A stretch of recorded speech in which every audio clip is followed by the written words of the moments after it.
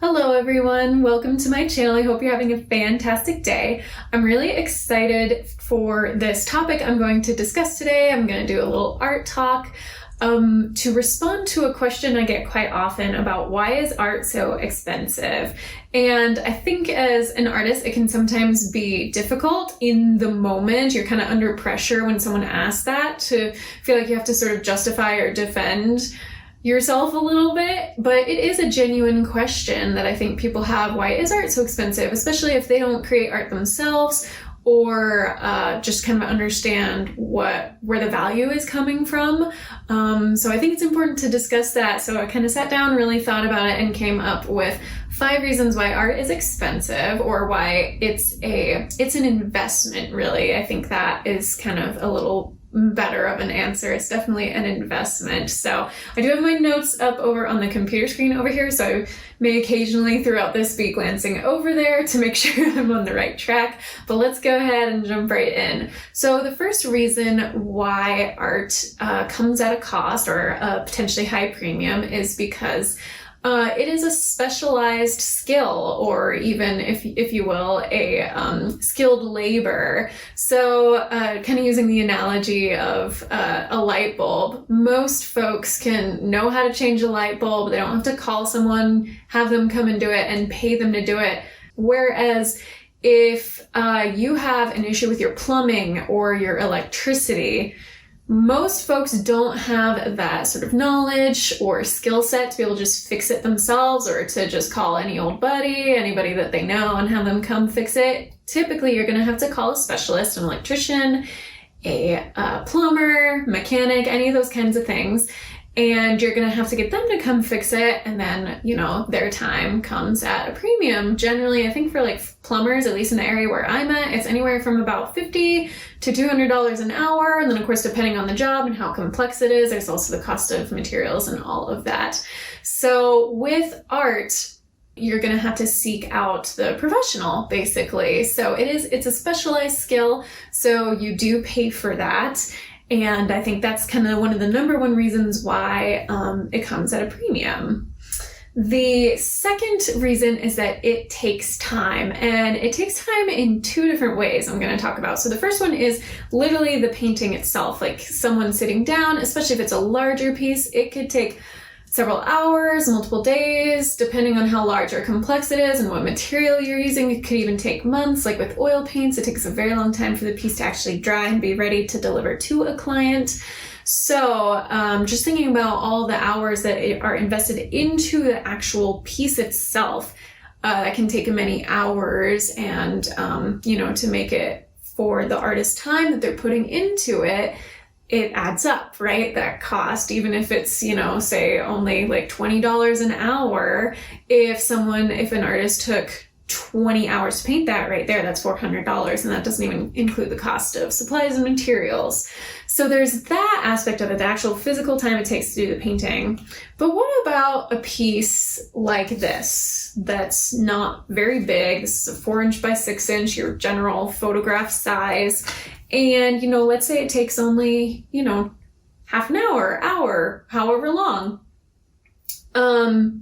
It still took time for the artist to build the professional skill to be able to complete it in that amount of time. I guarantee you that most artists, when they first start out, wouldn't be able to do something like that fast. What if it even takes only 20 minutes? Let's say they are good enough, they've done enough paintings that they're able to get it down to just 20 minutes to paint something like that.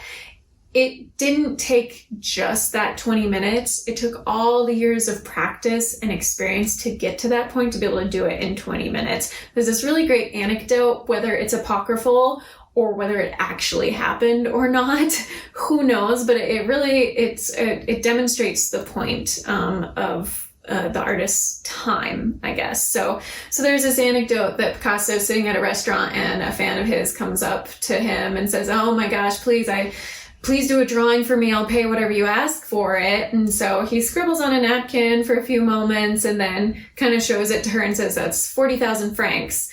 Which is a lot of money. And she goes, "Oh my gosh, no way. How could it be that expensive? It took you just a few minutes to doodle that." And he says, no, madame, it took me 40 years to be able to do that. So again, just that either way, whether there's actual time going into the physical piece to complete it, or all the years of training experience to be able to do a really high quality piece in a relatively short amount of time, all those years of experience are backing that up. So you are paying for that. Again, that expertise, that level of expertise comes into play. And the third reason is the cost of materials and supplies.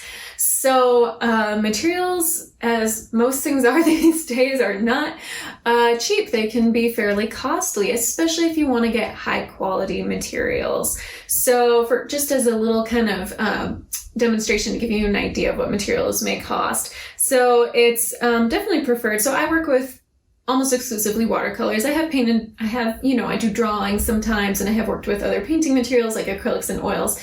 Acrylics and oils are even more expensive than watercolors, but so think about this. This is a 5 milliliter tube. See how small that is? These days, depending on what series of paint it is, like the higher series number, the more expensive it is. One of these tubes can be anywhere from $11 to $20.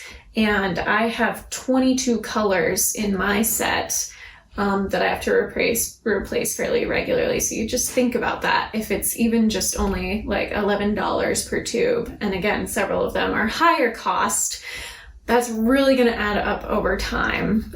So think of that. And then also paper. So like here's just, when you get paper that's in a paper pad, it definitely is really good budget-wise. It's a little more cost-effective, but this is a 140-pound paper, which I would definitely never recommend, especially if you're going to do a archival quality painting that will last a long time for a client. Would recommend never going below 140-pound weight paper. There is 90-pound weight paper, but it buckles so much. It's really not of high enough quality.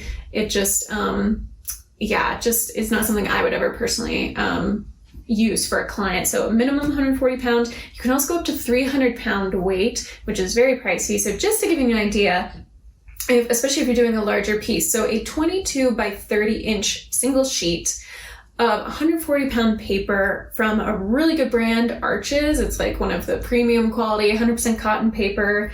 That is something that I really like to be able to use for clients when I can. And it is for just one sheet, 140 pound paper. It's around $13 to $14 for one sheet. For a 300 pound sheet, which is the best quality paper, it hardly buckles. It's like the best that a client can get. It is $28 per sheet for that same size, 22 inches by 30 inches. So, if you want to be able to have that paper, let's think, even if you cut it down into, let's say like 4 pieces, you're still $28 per sheet. That's around $7 per sheet. And if you're painting regularly with that type of paper, really adds up over time. So, just that gives you a demonstration of how much the materials can cost, not to mention brushes, they eventually wear out. Of course you do your best to keep them well cared for and lasting as long as possible, but they all wear out just as all things do, and you eventually have to replace them. And like really high quality brushes can be very expensive. Sometimes even just $40 to $80 for a single brush. So, so cost of materials and supplies definitely contributes to the fact that art comes at a premium. The fourth reason is, for many, many artists, that is how they make a living, or it's how they want to make a living. Of course, there's some folks who do it as a hobby just because they love it. It's their passion and they just want to be able to do it. So they may not price their artwork as high because they have another job and aren't relying on that as their income. But for artists who are relying on selling their artwork and creating artwork for their livelihood, that is a big reason why. So I want to give you a scenario for original piece of artwork. So again, I'm going to glance over here to see my notes. So let's say you want a 9-inch by 12-inch painting, which is this size that I have right here. You can see it's a decent size, up on the wall, you'd be able to see it pretty well. I think 15 hours is a fair estimate for maybe this size painting, especially for a realistic painting. So let's say it takes 15 hours. if it's priced at $100, which most people, $100 is $100, and I don't know about you, but it's not every day where I'm going, yeah, I can drop $100, no problem. Like, many people, would take a moment and think about it before they spend $100, especially on something that's considered a luxury item. Let's say $15 hours at $100 for that piece. If it's priced at $100, that comes down to $6.67 per hour for the artist. And that doesn't even include, again, the cost of materials that are used to create the piece. So let's increase it to $200. Let's say, okay, 9-inch by 12-inch piece, $200. That's still only $13.33 an hour for the time the artist is putting into it. And I believe where I'm at, that is still below minimum wage. Let's again increase it to $300 per hour. $300 for the piece. That comes out to $20 per hour. Well, now we're kind of getting into maybe somewhere that's like, oh yeah, well, that seems reasonable, $20 an hour. Remember, there's still a cost of materials involved. And again, thinking about the number of paintings that an artist would have to do, $200 in 1 month, they would have to do 10 of this size painting just to get $2,000 for the month. And I'm not sure where you're at, but where I'm at, that would still make, it would be doable, especially with budgeting and being, cost effective, with, what you buy, being thrifty, but that would still be pretty tight. That would make a budget pretty tight for daily living.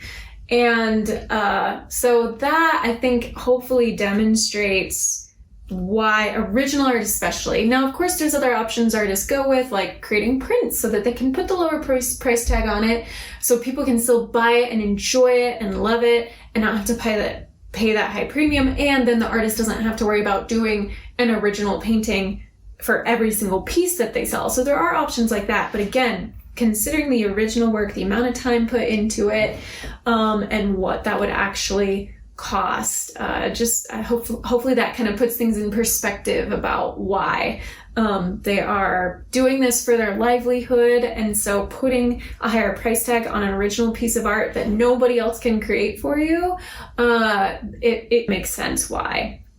And then finally, the fifth reason is that can take into account the gallery fees or manufacturing fees or platform fees. So whichever it might be. Now, not every artist is in a gallery, but if you do happen to see a piece of art in it, like you visit a gallery, you're out of town and go, oh, let's go in this gallery, it looks fun, oh my gosh, and you see a piece that you love and it's thousands of dollars, take into account that many galleries take a very big or very significant chunk of from that sale. In fact, many galleries take 50 to 60% of the sale, and then the artist gets. So again, going back to that idea of, okay, to actually make a living off selling their art, their original art, if they have those gallery fees that they're having to pay, just keeping that in account. And then for other platforms that maybe aren't as costly,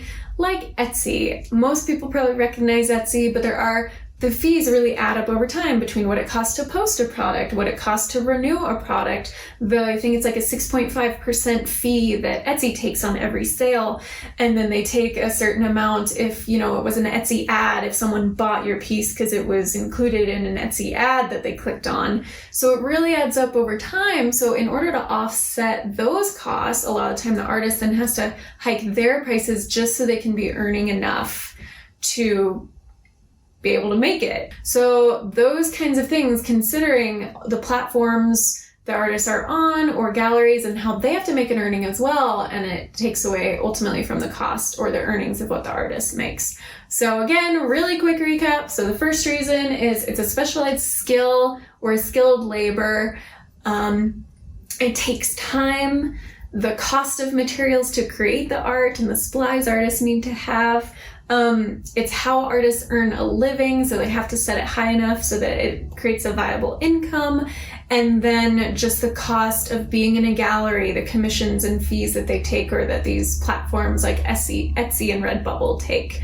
So that is why I might have run a little long, but I think I just genuinely wanted to answer that question and maybe help other artists be able to have some ideas in mind when someone asks why art is so expensive. So I really hope you enjoyed that. Thanks so much for sticking around. If you did enjoy this and found it helpful, please give it a thumbs up. Go ahead and subscribe to my channel if you haven't already. I'd also love for you to check out my website, CoreyFrankCreates.com. I do have an art shop on there. You can subscribe to my email newsletter.